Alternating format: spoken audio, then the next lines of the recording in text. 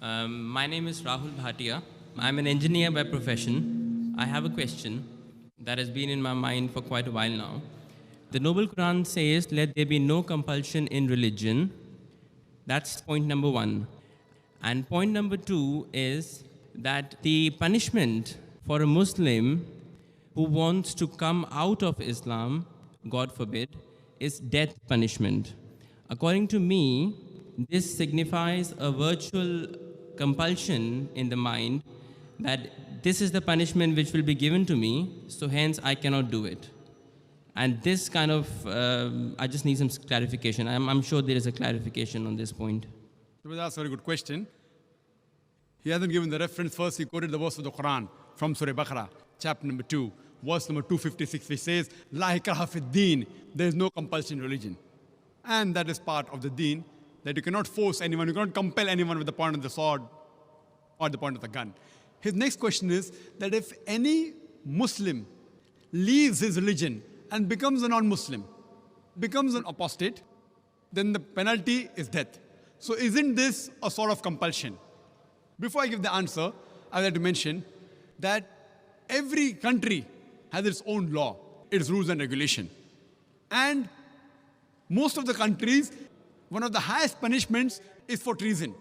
For example, if a person is working in the army and if he leaks the important thing of the country, all the vital points and the information to the enemy, it is called as treason.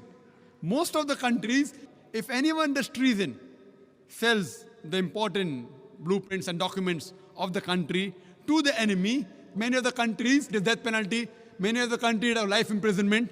So now if I tell that what kind of a country is this, in where I'm compelled by the country not to do certain things, what is wrong is wrong. So here also, if a Muslim becomes a non-Muslim, it's only in the Islamic state of law if that Muslim who becomes a murtad and then propagates his new faith and deceives the people, that's the time this penalty is put.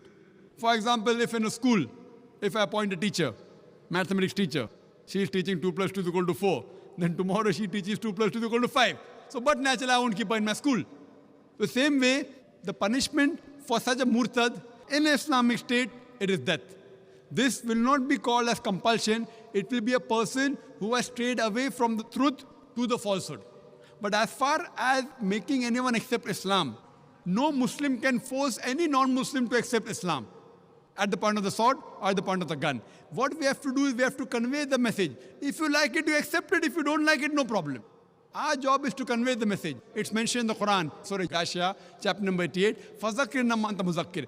Our job is to deliver the message. We have to deliver the message in the best way, with hikmah and with husna, with most beautiful preaching. Whether the other human being, non-Muslim, accept or not, it is not under our control. We cannot force anyone to accept Islam at the point of the sword, the point of the gun. But that what you're talking is a different case in a state of Islamic law. Like as I gave an example where a person working in an army, if he sells the secrets of the country, then the penalty is somewhat similar. Hope that answers the question, brother. Right, okay, yeah.